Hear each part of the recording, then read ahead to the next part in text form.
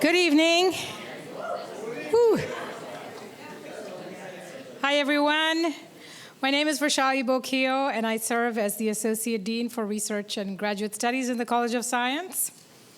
On behalf of our Dean, Eleanor Feingold, I want to welcome everyone here tonight to celebrate inclusive excellence in the College of Science, and more specifically, the fantastic work of a group within our community. Our Dean is unable to be here due to illness and has expressed great disappointment at not being able to address you tonight. Thank you for being here.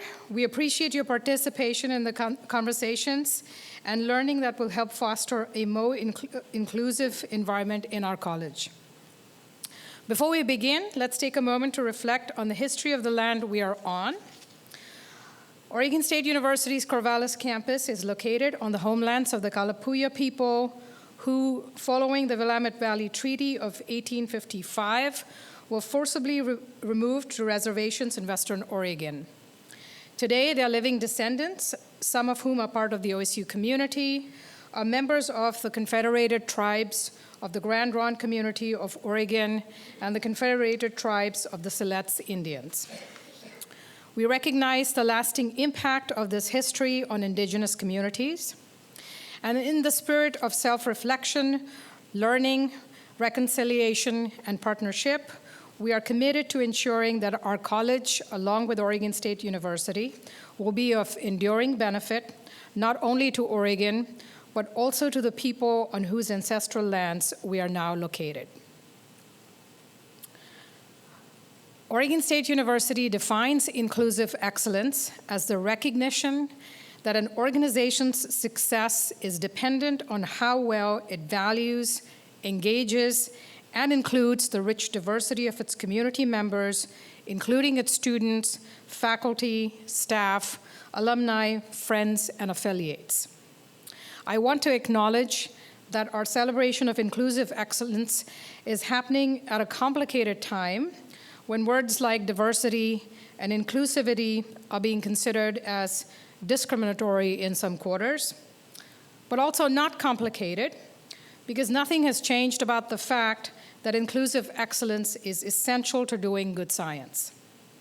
Let me say a little bit more about what this means. While objectivity and evidence-based hypothesis testing are the paradigms on which scientific inquiry is built, we know that scientific inference is not context-free. Every scientist brings different views, and designing experiments and interpreting results from a wide variety of perspectives is necessary if we want to get as close as possible to the Platonic ideal of objectivity.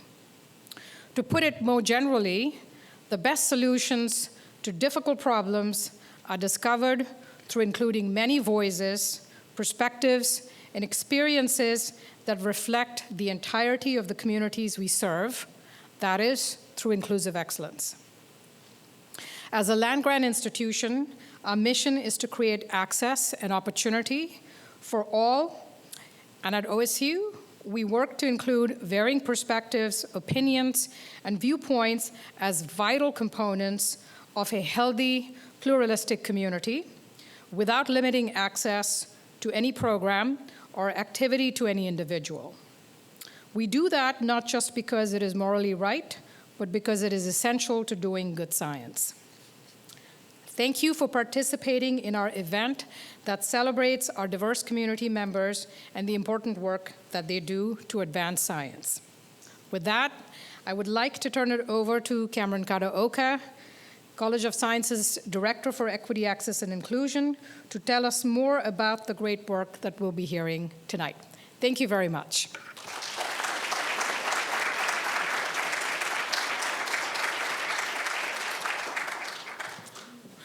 Good evening. My name is Carmen Harjoe. Wow, I just messed up my own last name.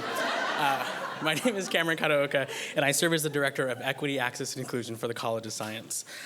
Thank you all for being here tonight to celebrate inclusive excellence here within the college and at OSU. Thank you, Vaishali, for providing some clarity and perspective as we navigate the times ahead.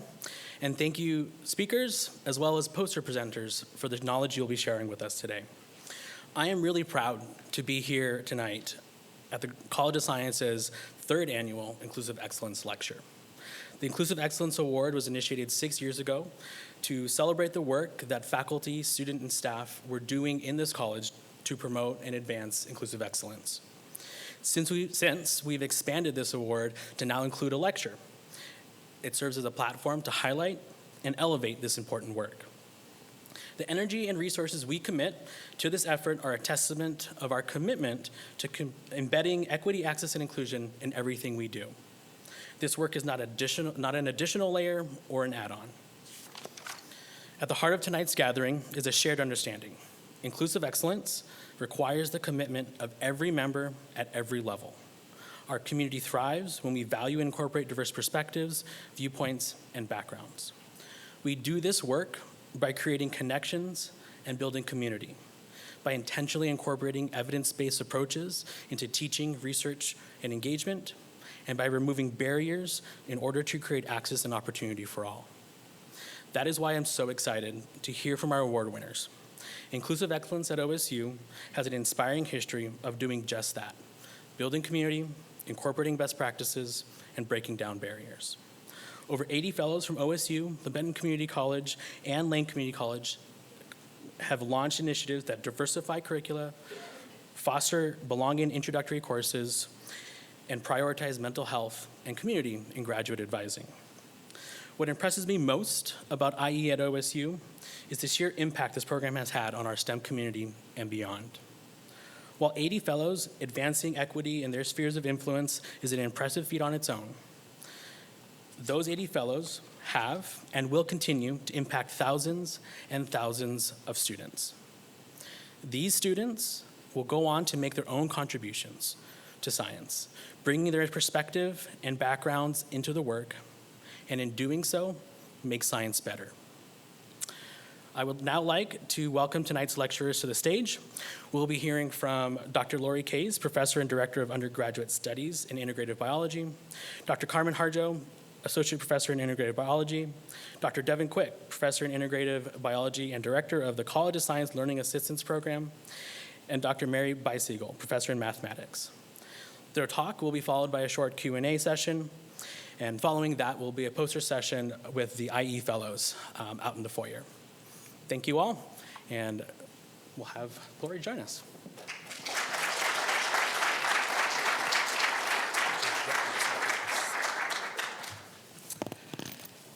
All right. Well, I feel like Cameron gave our talk for us, so you can all go for the alcohol now. Just kidding. Good evening and welcome. I'm Lori Kays. Thank you so much for being here.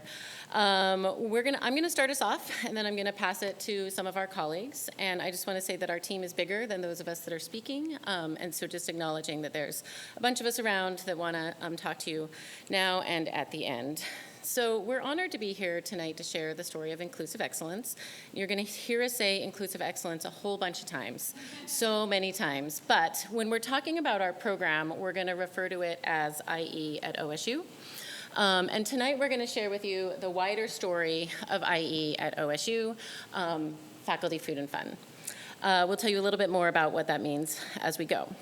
So when we were awarded this College of Science Inclusive Excellence, yet again, award last year, I'm really not sure, kind of as Rashali said, that we could have imagined the circumstances under which we'd be giving this talk.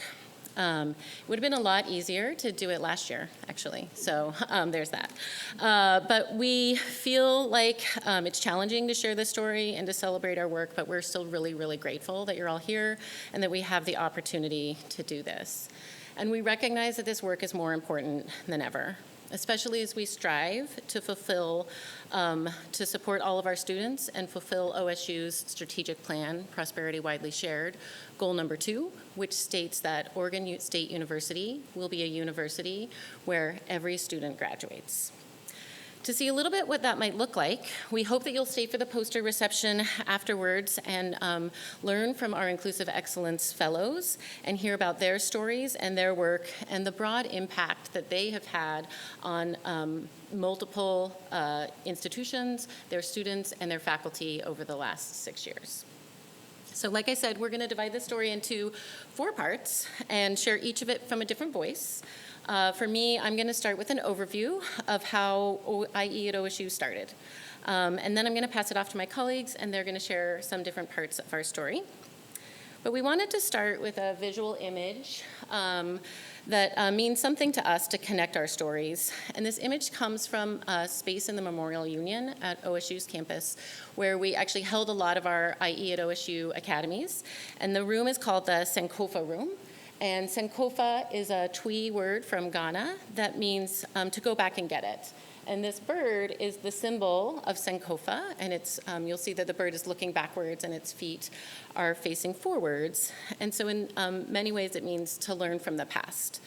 And so we wanted to share this, not only this art installation of the bird whose feet you have to imagine, but also this is the quotes on the wall in the MU of the space that we held our IE academies in. And so we wanted to start with that because this talk has allowed us to go back and reflect on the origins of IE at OSU, our personal journeys through the arc of inclusive excellence, and also the impact that inclusive excellence has had and hopefully will continue to have over time. So I said, Cameron basically gave my talk for me, right? IE at OSU is a story of people and community, and we think that's really important. It's a story about inclusivity, both really broadly, but also narrowly. And it's a story about second-order change in higher education.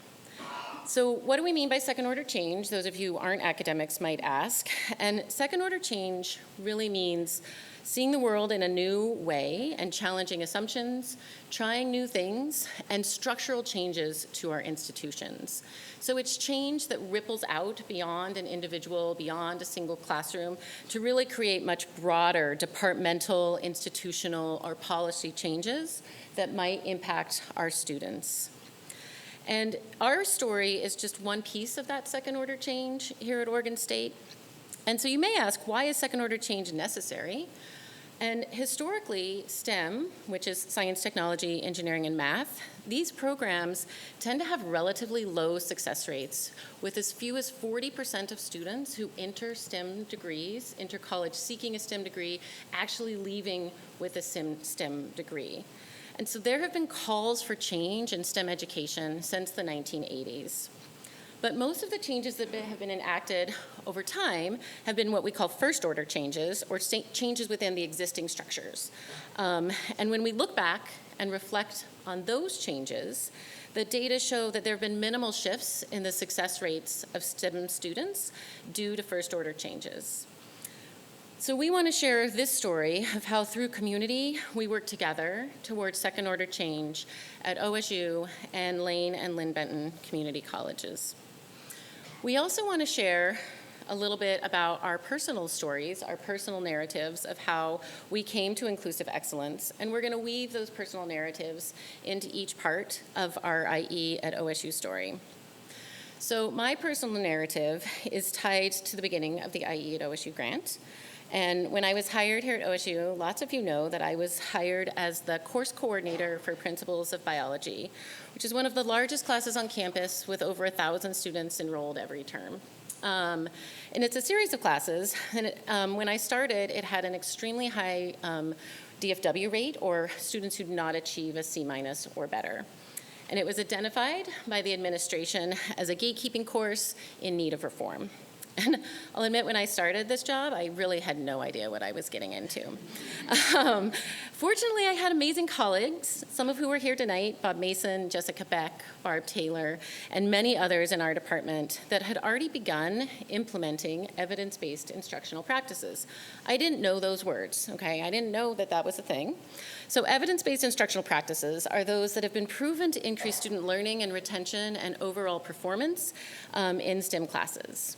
And so these colleagues, who were the beginning of my community here, introduced me to these practices for biology teaching and learning, and to the idea that we could teach like we do science or scientific teaching. And I, like most people, wasn't really taught how to teach or to support student success in any way in my training prior to starting in my teaching position here at Oregon State. And so I found that this idea of scientific teaching, because I strongly identify as a scientist, was really appealing to me and as a way to think about how to help my students be more successful.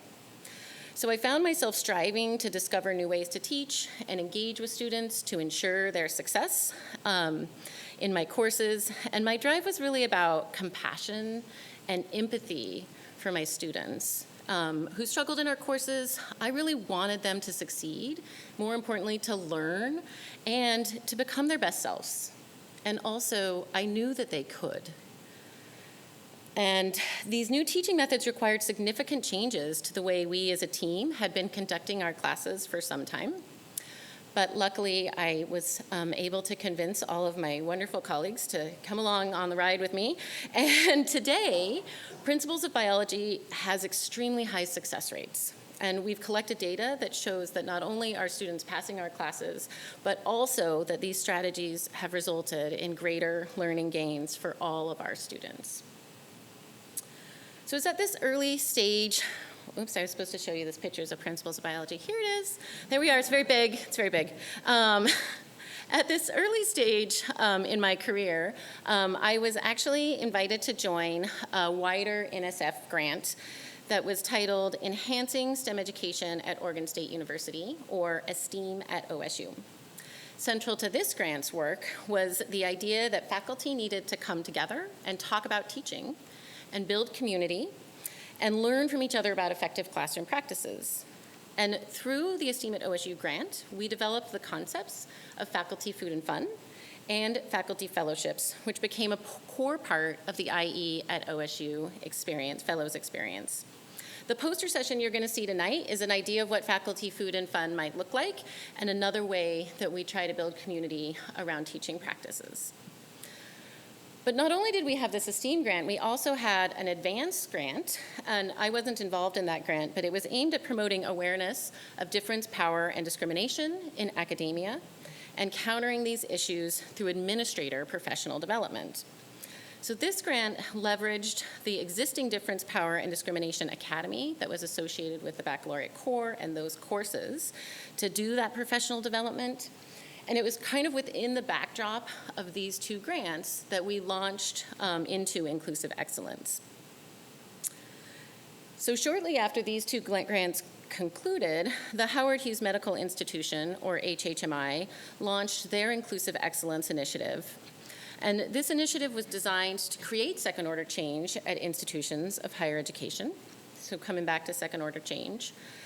And they described the Inclusive Excellence grants as an experiment. Okay, so we like that in science, we like experiments.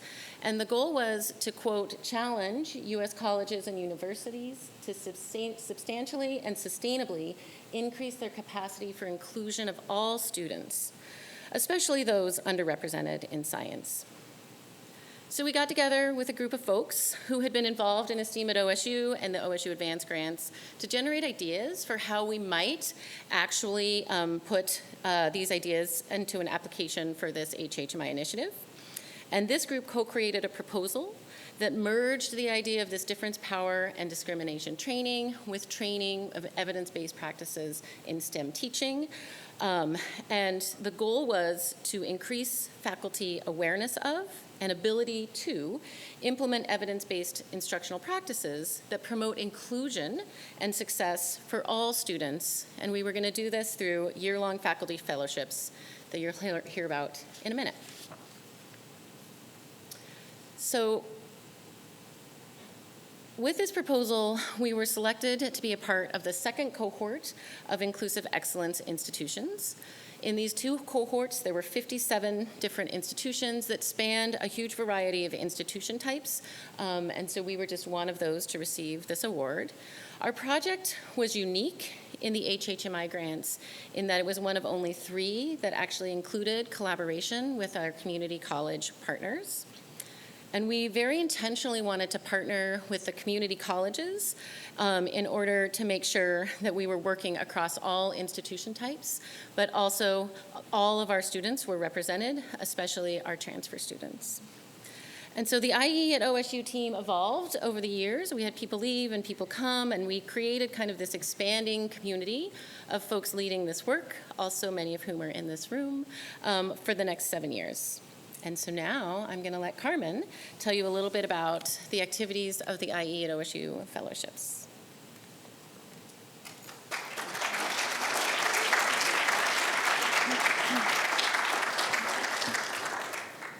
Good evening, everyone. My name is Carmen Harjoe, and I'm going to share a little bit about the IE at OSU experience as a fellow.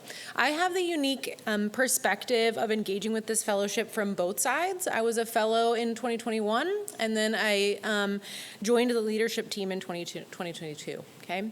As Lori mentioned, IE at OSU is ultimately a story of people. It's a story of community and change. The academy, the action plans, the fellowship, which I'll talk more about in a moment, are what sustain us, but what gets us in the door? For me personally, it was really an incredibly strong sense of justice, a drive to make things right, and a fundamental belief that fairness matters. And this strong sense of justice is what brought me to this work, but it's also been a hurdle in my life.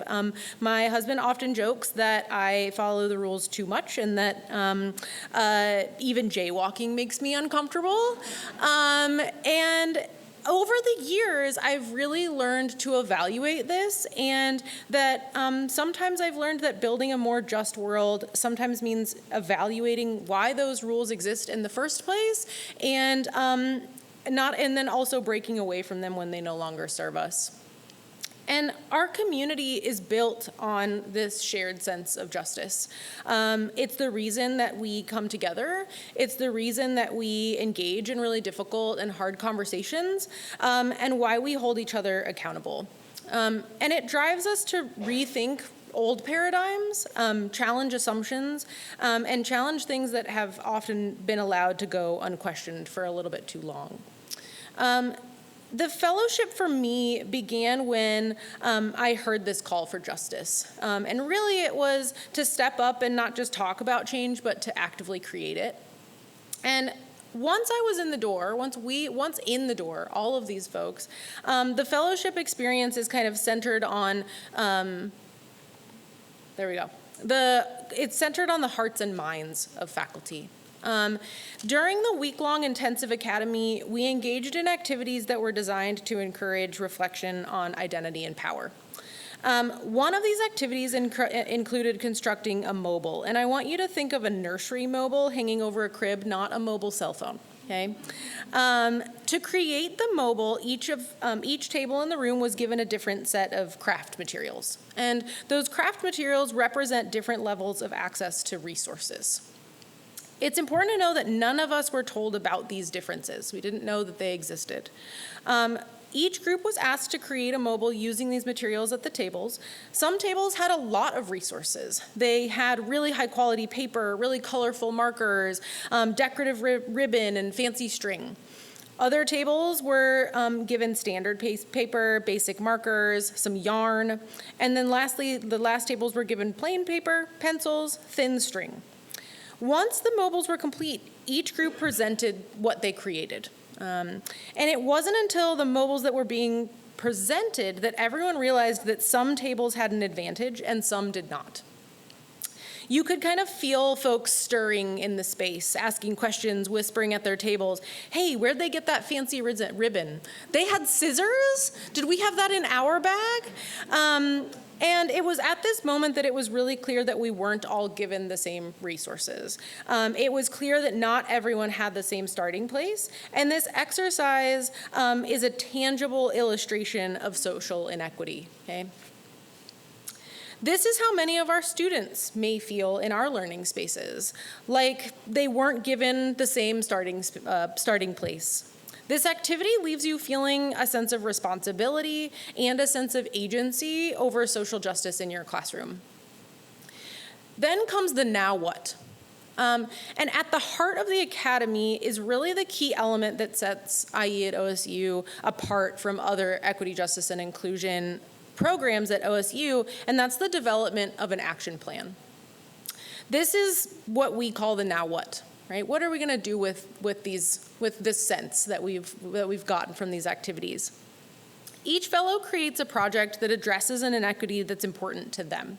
So for some, the work centers in the classroom. For others, it might be broader, perhaps at the department level or at the college, or for some at the university level. And this is arguably the most challenging aspect of the fellowship and the most rewarding. Reflecting on my own experience as a fellow, I felt a little overwhelmed. Where do I begin? What do I focus on? Where can I affect the most change? And is this enough? Had I been working alone, I probably would have felt too overwhelmed to keep going. But in the company of other fellows, I had the opportunity to talk through it, to refine, and to make sense of what I needed to do. All of these projects are broad in scope, but they all share a really common goal, and that's to make STEM teaching and learning more equitable, just, and inclusive. And if you're curious about some of these action plans, I encourage you to stay for the poster session after this talk. Community and accountability are an essential element of this fellowship. After the academy, we were given working groups, and this group was crucial to my success. Whenever I felt overwhelmed or unmotivated, I had conversations with my peers that reignited my passion for this work and pushed me forward. During the year, our cohort met quarterly and in peer learning communities, and we also mingled with other cohorts and other faculty at the institution and across institutions at faculty food and fun events, which featured maybe panels, gallery walks, or a talk. And tonight's event is modeled after this, a space that really just brings people together to learn, to share ideas, and build community around inclusive teaching practices. The fellowship culminated in the spring showcase, where we gathered to celebrate our completed projects.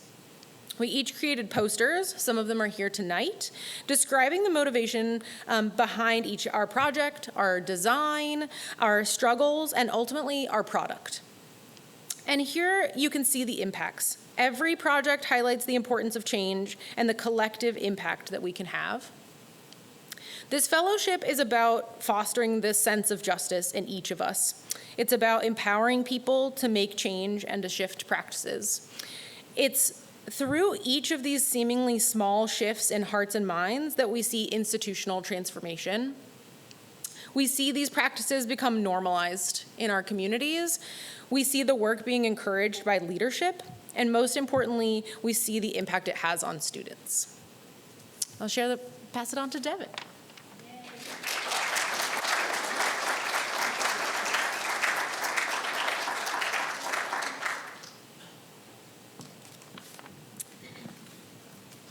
Yay, okay.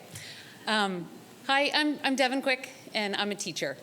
And as I say that, I need to find my teacher tool. Here it is, this keyboard, so that I can advance the slides. So before I go any further, though, I would like all of you to take a moment and to ask yourselves, what does teacher mean to you? You close your eyes if you like. Because really, I come from teachers in the perhaps traditional sense. My strongest memories of my parents are in their professional roles.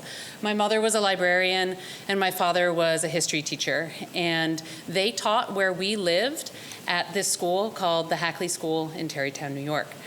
And our entire community around us were teachers. We all lived together in this little corner that was called Allen's Alley in this house owned by the school. Where my parents raised me and my 3 siblings and built this deck, to tell you the truth. And all of our neighbors were teachers or college counselors or coaches. Sorry, I lost my little spot there. And everybody knew each other in this space. And all of these teachers who lived here, most of them ended up kind of becoming second parents to us and the small group of students, or kids really, that lived there.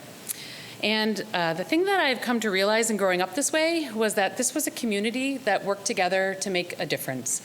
And in this space, I understood the teachers as the most important. More important than department heads or other administrators, sorry Dee, sorry Vershali, because they directly impacted students. This group of folks who, to the outside observer, perhaps seemed of the lowest status, in fact, held the greatest influence and power because what they did was so close to the students. And the really good ones, the ones that I admired most, they thought deeply about that responsibility and they helped others to understand it. And so this was a group that knew that what happened in a community mattered, what happened in a classroom mattered, what a teacher did mattered, that a teacher could elevate or absolutely destroy a student. And so when I became a teacher, after becoming a scientist, I realized pretty quickly that my experience was not that of others. And that's why I got into the IE at OSU project, was because it was about supporting teachers to improve STEM education for students. And when I say that the IE at OSU project supported teachers, I mean a community of folks in diverse roles on diverse campuses, in classrooms and graduate student support roles, in student support programs like career development, advising, the Science Success Center, eCampus instructional designers, program coordinators, faculty, professional developers. They were all teachers, regardless of their formal academic rank or position descriptions. And they participated in this program as a commitment to helping students find success in STEM. And so you can see from this lovely infographic how many teachers we worked with at Oregon State, Linn-Benton Community College, and Lane Community College. 81 fellows came together in community to work on projects aimed to improve student inclusion in STEM. Over 5 years, our team put on 13 different campus-wide events. These were public events open to the entire community. They were in person, they were on Zoom, during the pandemic, during great moments of turmoil in our country. We did that work. And all of us did that work to improve student experience in STEM. I'd like to tell you a little bit more about some of the faculty projects, some of the events, or excuse me, the action plans that our IE fellows, IE at OSU fellows did. So Kenton Hokinson was in our very first cohort, and he did a project that was a great example of going beyond STEM content outcomes. The title of this makes me laugh. He says, "How I Learned to Stop Worrying and Love Affective Outcomes." That's about how your students feel in your classroom. And he wanted to address the student experience in his courses by focusing on thoughtful student team formation and then surveying his students' experiences and sharing that out and reusing that year after year to improve the student experience. In Jeremy Rose's project, he and his team created discussion boards about DEI issues such as the disparate effects of climate change and eugenics. Although this task challenged his students, it also gave them space to practice discussing sensitive topics while also raising awareness of social justice issues in biology. These skills and ideas are all the more salient right now and in his online courses because they include students from the entire United States and across the world. And that project has now been incorporated into all of the sections of the online biology course that impacts 750 online learners every year. Michael Lopez, who teaches at LBCC, he teaches math at LBCC, he created a project that took his students to the beach. He didn't just want to show his students the beach through images, something that would not resonate with students with visual impairments or those who hadn't been there before, but rather he wanted them to have a multi-sensory experience of what it meant to be at the beach. And in this metaphor for learning math, he made his curriculum personal, real, and relevant for his students, something that they could learn from and connect to. Geneva Anderson at Lane Community College, she teaches biology, and she focused on creating community through learning tools for her online and hybrid students. She experimented with different tools and then sought their feedback about their learning and their ability to connect with one another. Samantha McGee, I'm just going to tell you about all 80, all right? Are you ready? Samantha McGee developed resources for our learning assistants. Learning assistants, LAs, are undergraduates who join the teaching team to facilitate active learning in large enrollment STEM courses. And in the College of Science, our LA program trains some 300 LAs to interact with 25,000 STEM enrollments every year. And in Samantha's project, her training program helped all of those LAs understand how to practice equitable, accessible, and inclusive facilitation practices with their students. And finally, Rachel Palmer, in her career development role, worked with cohort 1 fellow Lauren Dalton from biochemistry and biophysics to help students see and describe the career relevant skills they learn in their STEM classrooms. Through this project, students could come to understand that even lecture courses help them develop marketable skills for their future careers. And these are just 5 projects, just 5 of the work done by the IE at OSU Community of Fellows. And what's more, like the tentacles of an octopus, I was also very excited for this slide. The reach of each of these projects extends far greater than just 1 year. This is the octopus out at Hatfield Marine Science Center right now, if you want to go visit. Year after year, the teachers' impacts continue, even now with a new cohort of students, and in community with colleagues and co-teachers. Because we know from our IE at OSU surveys of past fellows that they, the fellows, are more active now in their DEI efforts than they were before IE at OSU. They're continuing to make changes to the ways they teach, interact with students, actively promote DEI in their work, and take part in additional professional development activities related to DEI.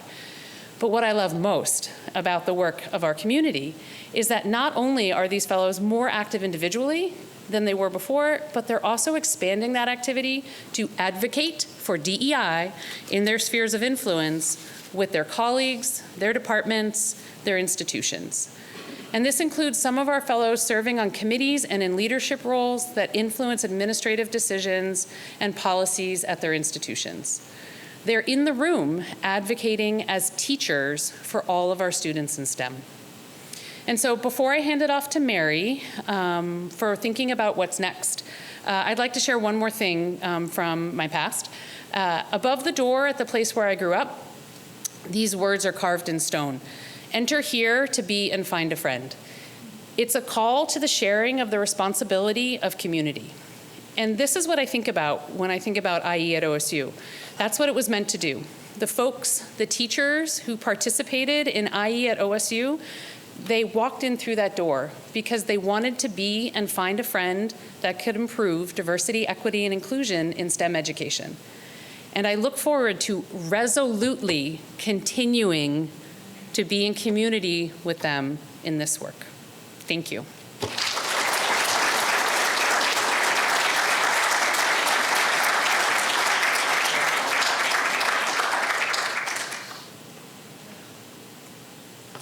Hi, everyone. My name's Mary Beisiegel, and I'm not nervous at all. Thank you so much for being here this evening. It's so wonderful to see so many fellows.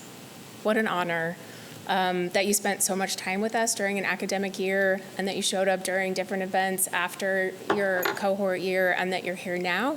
It truly is an honor, and also to see all the amazing work through what Devon just showed. I have so much gratitude for our team and for our fellows, all the energy that has gone into this, and thank you so much to the College of Science for this award. Like my colleagues, I'm going to continue the trend of sharing how I came to this work, why this is so important to me. As just a human being that works at a university that teaches one of the least liked subjects, math. There's a saying that all research is personal, and that's true for me. All my research is driven by my personal experiences, but also, and probably more importantly, my teaching is driven by my personal experiences. So going off of what Devon said about her life and the teachers she was surrounded by as she grew up, I'm going to share with you some of my teachers, and I will not cry. So on the left-hand side, in those really fancy clothes on their wedding day, are my grandparents, my paternal grandparents. This was in 1943. And while they look really fancy in this picture, by the end of World War II, they had nothing. They had one baby, my father, and nothing else. Eventually, they went on to have 6 more children. They immigrated to America in 1962, knowing little to no English. And my grandparents worked minimum wage jobs until they retired in their 70s, raising their children and falling in love with being an American. My grandmother desperately wanted to go to university, and if the war hadn't occurred, that absolutely would have been a possibility for her in Belgium. But World War II and 7 children made her change her plans. Once my father and my aunts and uncles were grown, my grandmother went off to university and earned her degree in sociology. I think when she was in her early 60s, I was trying to track this down, but at the time she graduated, she was the oldest graduate of that university ever. It's never too late. On the right-hand side, that woman rocking the cat-eye glasses with her regalia, that is my grandmother, Mary. I am her namesake.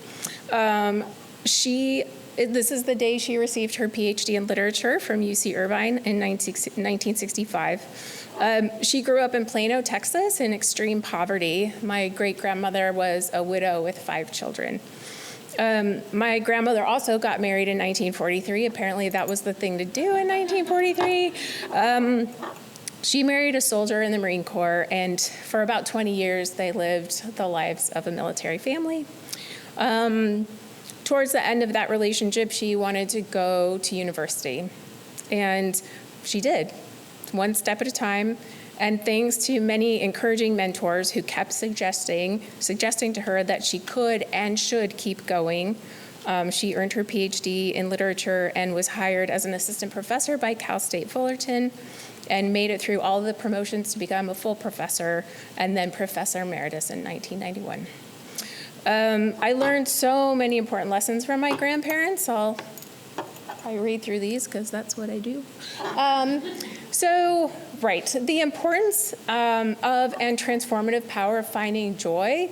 My grandparents lived through so many atrocities, and yet every time I experienced them in my life, it was with joy. They always wanted to learn, obviously, because all the schooling. They just had a general, curiosity about the world and about human beings. They were so generous. Even my poor grandparents were so generous with everybody they ran into. They all had a strong sense of justice, a deep, profound care for humanity, the importance of being truly brave, and coupling strength and wisdom with a strong sense of humility and grace. So they are part of me, I'm a part of them, and you can blame them. So I decided I wasn't going to go the way of the humanities like the rest of my family. I decided to study math. And I earned a master's degree in mathematics and started teaching at Portland Community College. And this is what I did. This is what math classrooms are supposed to look like, aren't they? Like, the main work to be done will be in writing, usually on the blackboard. When the problems are solved and the theorems are proved and the calculations completed, we will know learning has occurred. And the main thing was what you wrote down, and that was it. And this quote really stands out to me, that in mathematics in particular, anybody could be here in my place and it wouldn't matter, as long as mathematics got on the board. I had to relearn how to teach mathematics. I have millions of experiences to share with you, but here are 3 big ones. So about 2 or 3 years into teaching community college, I was teaching solving systems of linear equations. Did you all just get goosebumps? Yeah. I love the subject. And I was writing some mathematics on the board, and I was doing the right thing by doing symbolic representation and graphical representation, being like, haha. And I found myself incredibly bored, so bored. And I thought, oh my God, I love math. And if I'm bored in my classroom, I can't imagine what my students are going through right now. So that day I actually ended class early, and I said to my students, I'm so sorry, I'll come back with something better next time. And unfortunately, that didn't happen for those students. And it took me a long time to find something new, because as my colleagues said earlier, when you earn your PhD in a science discipline, you don't have to know anything about teaching and learning. Not a thing. So the second experience, so I studied future mathematicians for my dissertation, not under a microscope, but just with interviews. And a couple of pieces really stood out to me when I asked one of the future mathematicians, a math graduate student, so tell me more about what a math classroom could look like. And his response was, well, how many ways can you skin a calculus class? I mean, this is just what we do. In his mind, there was no other way. You just teach the most efficient method. That's what we do. And another participant said, we never sit in a circle in a math class. When I asked, if you were to see into a classroom, you can't see what's on the board and you can't see what the students are writing, tell me how you know it's a math class. And that was one. At first he said, everybody's bored. And then he said, we would never sit in a circle in a math class. And then a third really important thing is observing people teach. So in my postdoc, I got to watch a lot of people teach mathematics, hundreds of teachers, and just watching, observing lots of disengaged students, just kind of, going through the motions. And also one thing that really stood out to me is why can't I tell that people who are teaching math actually like math?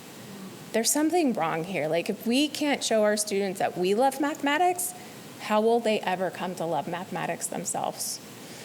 Something is broken here. So going back to that theme of transcendence that I didn't mention when my grandparents were on the slide, sorry about that. So thinking about breaking those barriers, moving past transcending. So I decided to move beyond what I was supposed to do. Let's just break some stuff, right? So I did have my students sit in a circle. So my first year at OSU, I was walking to a math class and my dissertation came into my head and I thought, I'm just gonna put my students in a circle today. And I didn't say this is what we're gonna do every day. And I didn't even really mention it, just this is how we're sitting today. And by the time I got to the classroom every day after, they were in a circle. They got to make eye contact. They got to see each other's expressions. They weren't looking at the backs of each other's heads. I was sitting behind somebody on the bus yesterday whose back of the head was really interesting, but that's not usual. I do my best to express my joy about mathematics and about teaching mathematics and showing humanity and humility as my grandparents did. I also want to move beyond the rules about who belongs in mathematics. I wasn't supposed to make it. I wasn't supposed to be the person who got a bachelor's degree in math and a master's degree in math and then get a PhD and become a math professor. I was told many, many times as an undergraduate, you do not belong here, and I want to change that. So anytime a student comes to my office and says, I want to study mathematics, my only question is, how can I help? I don't judge them by their transcripts. I don't judge them by how they look.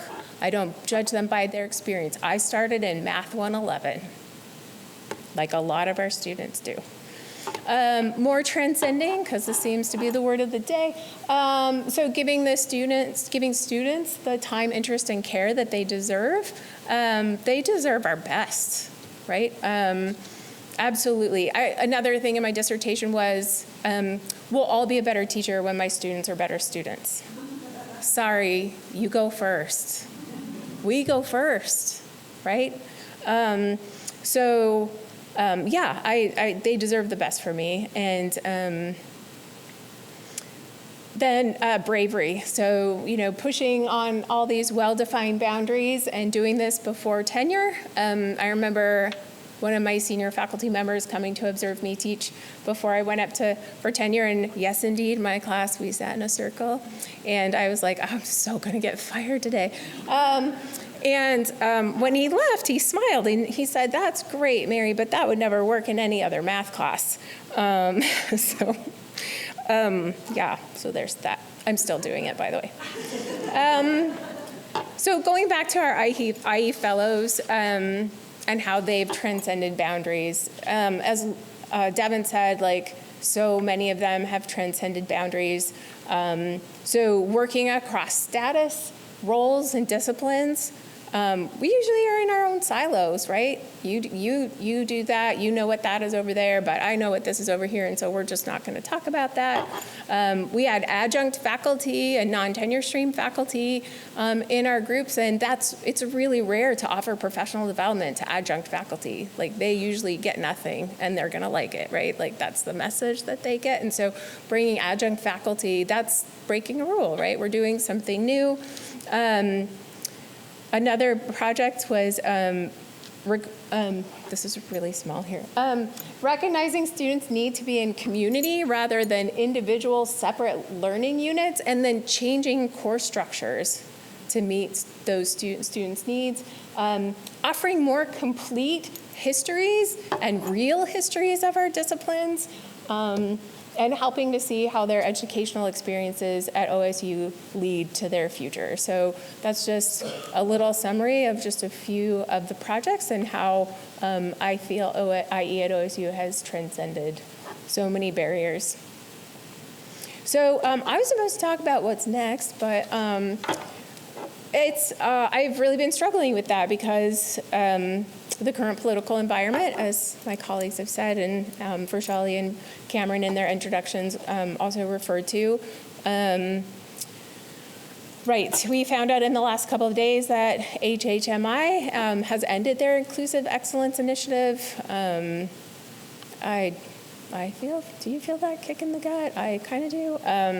So I'm not sure what's next, but I want to go back to what Lori presented at the beginning, the Sankofa bird, and think about its feet facing forward, planted, knowing where to go, and then looking backward, knowing what we've done so far. And that's what, we don't know what the future is right now. We don't know what words we'll no longer be able to use, but we know what we've done, and it's been really powerful, and we've broken a lot of things and rebuilt them. And so let's always use all the projects that our fellows did, all the work we did together, represent all the things that are still possible. So thank you.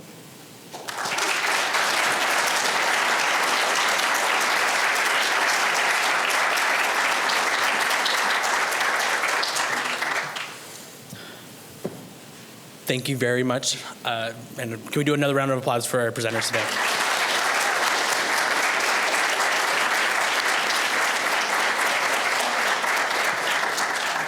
So I'm going to invite our speakers to come back up here, and they get to sit at the lovely table. And we're going to go ahead and open it up for Q&A. And so we have a few mics in the room, and we will open it up. Questions? Let's.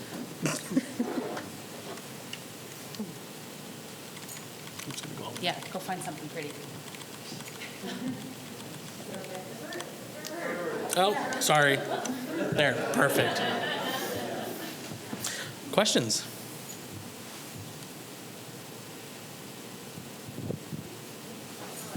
No. Well, we'll pass the mic around. Well, Hello. It's big. You can hear me, right? Okay. So thank you all for your work. I have a question for Mary. So when you say about you need to do better, more enthusiasm, how do you do it if you're not feeling it? Like, fake it till you make it, or?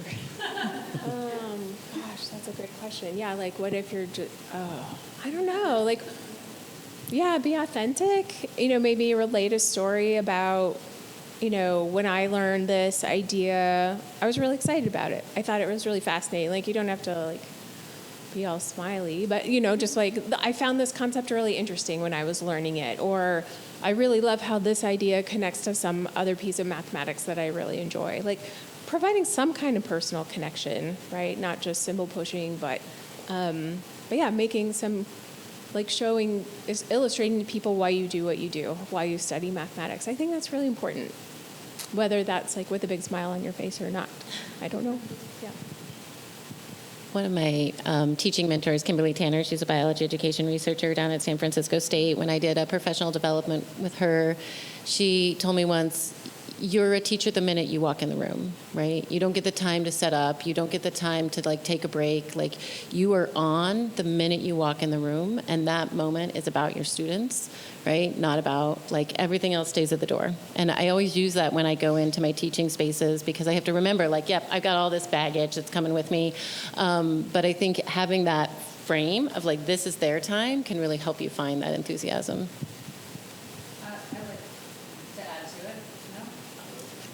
Okay. One of our fellows, Dan Rockwell, who was in Mary's department in mathematics, who's now gone on to a different institution, it was during the pandemic, and he would share things in his classroom of what was happening in the moment. So he would talk about George Floyd, and he would talk about the words that he wasn't supposed to use, kind of like what's happening right now, and he would write it on the board. And he had a whole setup with something called Twitch that I still don't know what it is, some kind of gaming platform or something, where he had a whole board and he could write words on it, and then there was another view of his face. And I remember thinking he was so brave, and he wasn't talking about math. And the reason that he was talking about George Floyd and was talking about the banned words was because that's what the students were talking about, right? And so even though he couldn't get excited about whatever things you described earlier that sounded fascinating,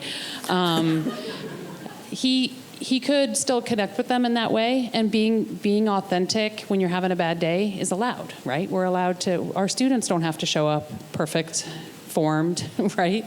And I have other colleagues in this room. I just looked at Lindsay for a second. The day after the very first, is it okay if I tell the story? Okay, thanks.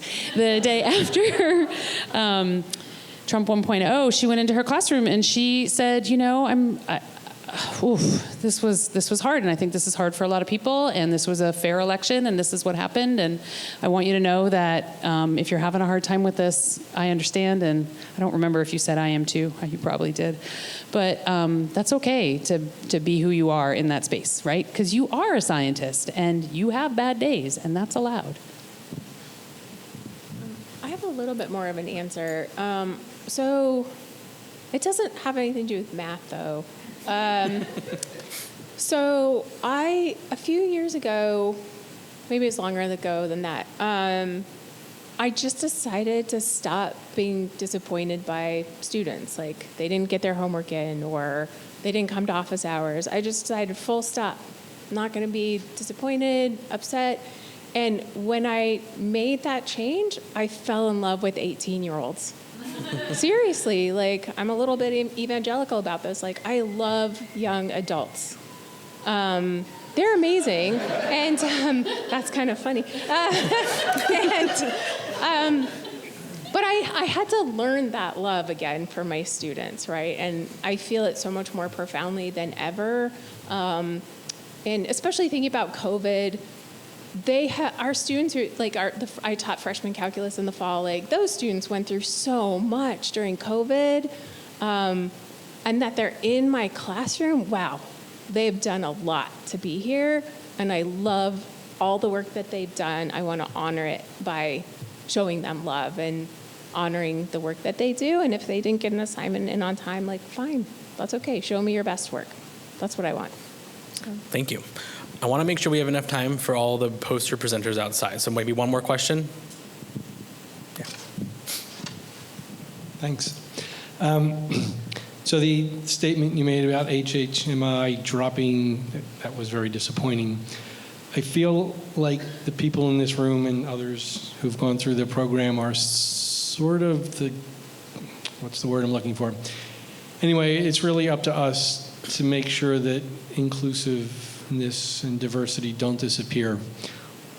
Any suggestions for what we personally can do to make sure that at least OSU doesn't fall into this trap of having diversity disappear from websites and, you know, where you're just going to run from diversity because it's dangerous now?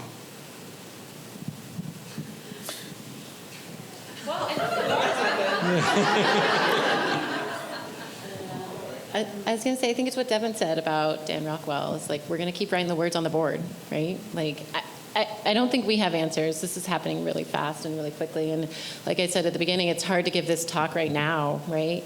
But personally, like Devon said in her moment, like I'm committed to keeping doing the work, right? I don't know how we're all going to do it, but I hope we're all committed to doing the work. Is that working? Hello. So I would say everything that we do is solidly grounded in research and education. Like we're not making stuff up. Like there's so much research that shows active learning is better for students, engagement, community. Like there's a research paper. Now, are people gonna like believe science? Like that's another story. But the science of understanding how students learn and what's best for them. Like IE is like that's what our grant was built on. That's what the professional was built on, was evidence and research findings that showed this is how change happens. So while we might not be able to use the words diversity, equity, and inclusion, we can still do the work, and we know it's the right thing to do based on research findings. So, I mean, are they really going to take that away? Like, we know this is proof. Like, I have another grant that's a National Science Foundation grant that's all about DEI. It's dripping with DEI. Again, it's all based on research and research findings that show this is how learners do best in STEM. So, we'll see how it goes. Wait, can I defend HHMI for just a second?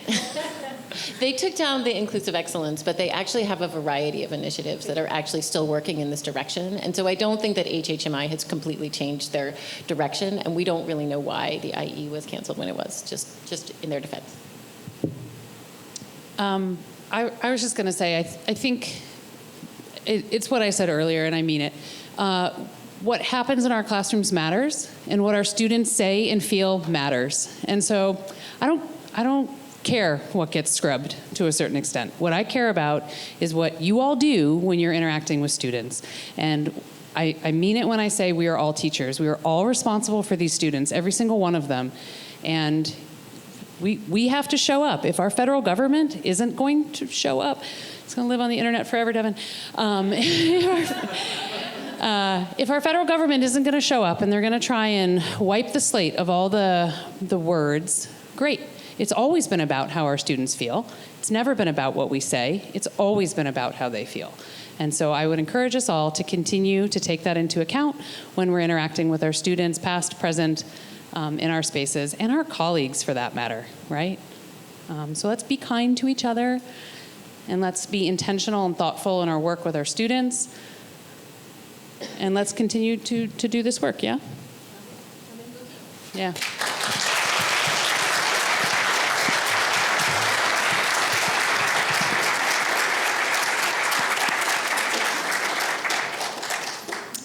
Thank you very much to all of you. Thank you very much to all of you for being here tonight. I don't know. I don't think I can say anything better than that, so I'm just going to leave it there and invite all of you to go ahead and head outside to the foyer and to enjoy some hors d'oeuvres and beverages and continue this learning and continue this engagement and continue this work and talk to the poster presenters outside. Thank you.